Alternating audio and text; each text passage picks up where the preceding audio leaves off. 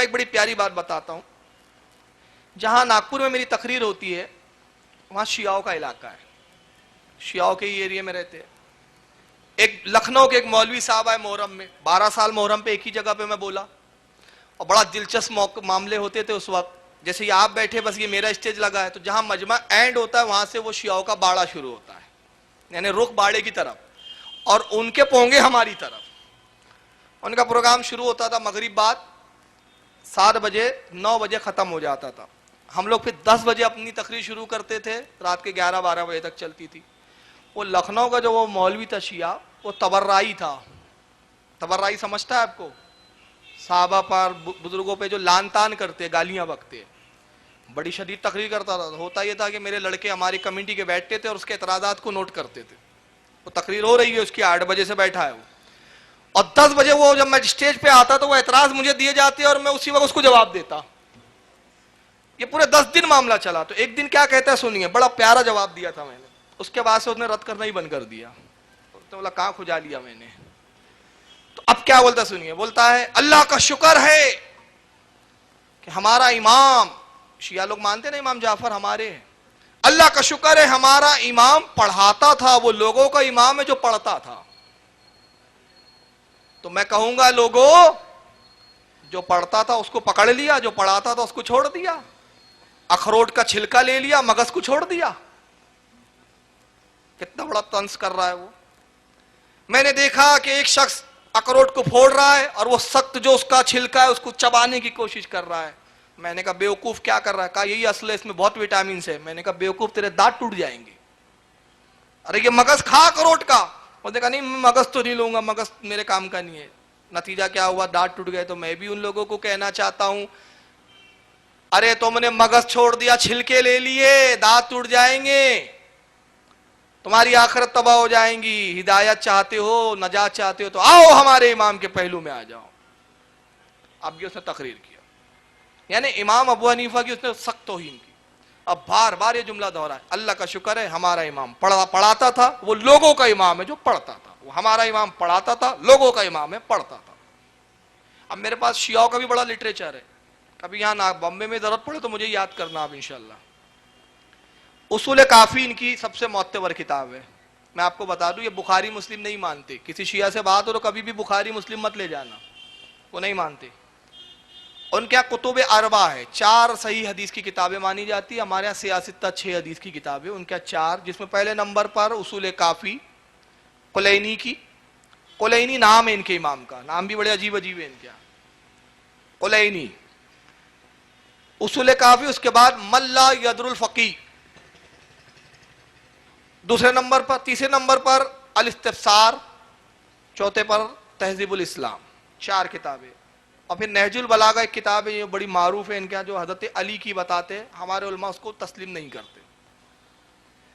اصول کافی ان کی سب سے بڑی حدیث کی کتاب, گویا ان کے ہاں کی بخاری. تو میں نے پھر وہ اسٹیج پہ اصول کافی لیا اور کھولا اور ایک روایت پڑھ کے سنائی. اب روایت کیا ذرا سن لیجئے, وہی بس جواب تھا. اور پھر وہ ڈائلیگ میں نے اتنی بار بار مارا کہ اللہ کا شکر ہے ہمارا امام پڑھتا تھا. اس نے بولا تھا نا لوگوں کا امام پڑھتا تھا, ہمارا امام پڑھاتا تھا, کہ اس نے بھی بال نوچ لے ہوں گے کہ میں نے کیوں بول دیا.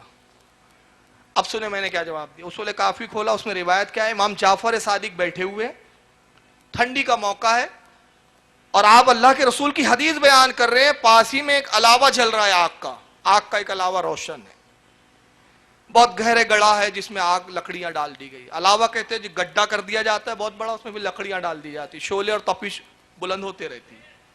امام بیٹھ کے حدیث سنا رہے, اور جہاں تک نگاہ جاتی ہے سری سر ہے لوگوں کے, یعنی ہزاروں کا مجمع ہے.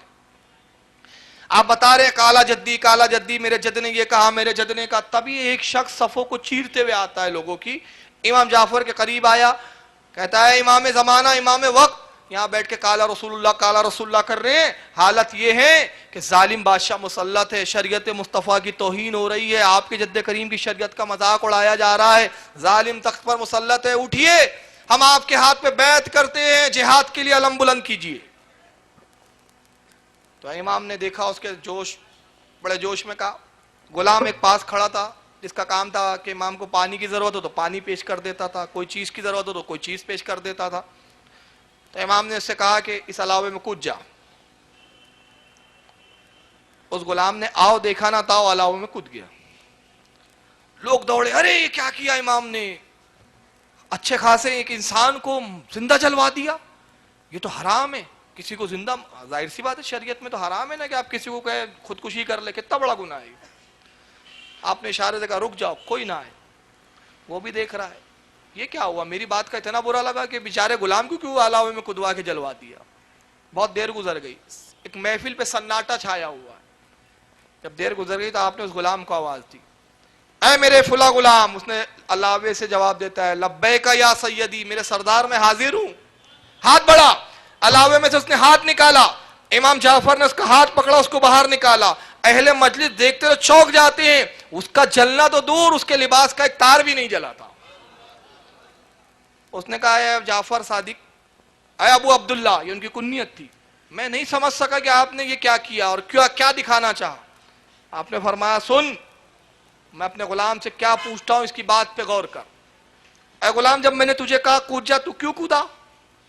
کیا تجھے یہ نہیں لگا کہ تو مر جائیں گا، چل جائیں گا، خاک ہو جائیں گا؟ تو غلام بڑے ادب سے کہتا ہے آقا، انجام کی وہ پرواہ کرے کہ جو اپنے آقا کا فرما بردار نہ ہو. سچا غلام وہ ہے جو اپنے آقا کی ہر بات کو مان لے. آپ نے کہا کود جا، مجھے انجام سے کیا لینا دینا، مجھے تو آپ کا حکم دیکھنا تھا، انجام دیکھتا تو پھر میں غلام کیسا. آپ نے کہا کود جا، میں کود گیا. اب امام جعفر کا جملہ سنی. امام جعفر کہتے دیکھا یہ میرا غلام ہے، یہ ہے میرا حقیقی شیعہ. یہی الفاظ آئے ہو کتاب میں، یہ ہے میرا حقیقی شیعہ. تو یہ جو دیکھ رہا ہے نا ہزاروں کا مجمع جو میری باتوں کو سن رہا ہے، میری باتوں کو سن کے خوش ہو رہا ہے، یہ سب میرے شیعہ کہلاتے ہیں، میرے ماننے کے دعوے دار ہیں. مگر قسم خدا کی ایک بھی اس میں میرا شیعہ نہیں ہے. یہ وہ لوگ ہیں کہ جن کے باپ داداؤں نے میرے والد حضرت امام زین اللہ باقر کو دھوکہ دیا، امام زین العابدین کو دھوکہ دیا، امام حسین کو دھوکہ دیا، امام حسن کو دھوکہ دیا، علی مرتضیٰ کو دھوکہ دیا. دھوکہ فطرت ہے. ایسے غلام میرے پاس نہیں ہے، قسم وحدہ لا شریک کی. اگر 11 غلام بھی ایسے ہوتے اس کی طرح تو میں بادشاہ کے خلاف علامہ جہاد بلند کر دیتا. 11 بھی ہوتے. میں نے کہا آپ کی اصول کافی وہ بتا رہی ہیں کہ امام جعفر صادق کے زمانے میں حقیقی سچے ماننے والے 11 بھی شیعہ نہیں تھے. تو امام دیکھ رہے تھے یہ دعوے دار ضرور ہے محبت کے، مگر یہ میرے شیعہ نہیں ہیں، میرے چاہنے والے نہیں ہیں، دغاباز قوم ہے، اور دغاباز کو علم کی امانت نہیں دی جاتی. نعمان ابن ثابت، کوفہ سے تو آ، تیرے دل میں امانت دی جائیں گی. تو دیانت دار بھی ہے، بھروسے مند بھی ہے، وفادار بھی ہے. تو آیا نعمان ابن ثابت، علم دیا امام جعفر نے، آیا تھا نعمان من کے، اور جب مدینے سے نکلا تو امام اعظم ابو حنیفہ بن کر نکلا. اللہ کا شکر ہے ہمارا امام پڑھتا تھا، ہمارا دادا امام پڑھاتا تھا. تمہیں علم کی امانت نہیں دی گئی اس لیے تقیہ کرتے ہو. سمجھ میں آ گیا؟ تو امام ابو حنیفہ کو کیوں مانا؟ ہم نے کہا ساری وراثت تو امام نے یہاں منتقل کر دی، تو جہاں منتقل ہو گئی اب اس کے پیچھے لگ جاؤ. اور پھر میں اتنا دہرایا اللہ کا شکر ہے ہمارا امام پڑھتا تھا. اچھا جو پڑھتا تھا وہ ہمارا امام تو ہمارا باپ، ہمارے باپ کو جو پڑھاتا تھا وہ ہمارا دادا. یہ بیچ میں ناجائز اولادیں کہاں سے آ گئی؟ ان کا تو کوئی تال میل ہی نہیں ہے. کیوں؟ ان کو تو کچھ دیا ہی نہیں، نہ علم دیا نہ نسبت دی، کہہ دیا کہ میرے شیعہ ہی نہیں. یہ تو سب دغاباز ہے. ایک ہی تو ہے یہ غلام، 11 ہوتے تو جہاد کر لیتا، 11 بھی تو نہیں تھے.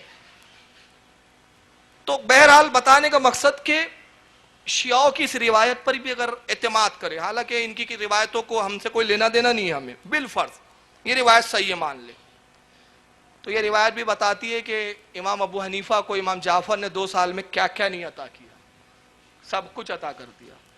یہ امام جعفر صادق کا حال تھا.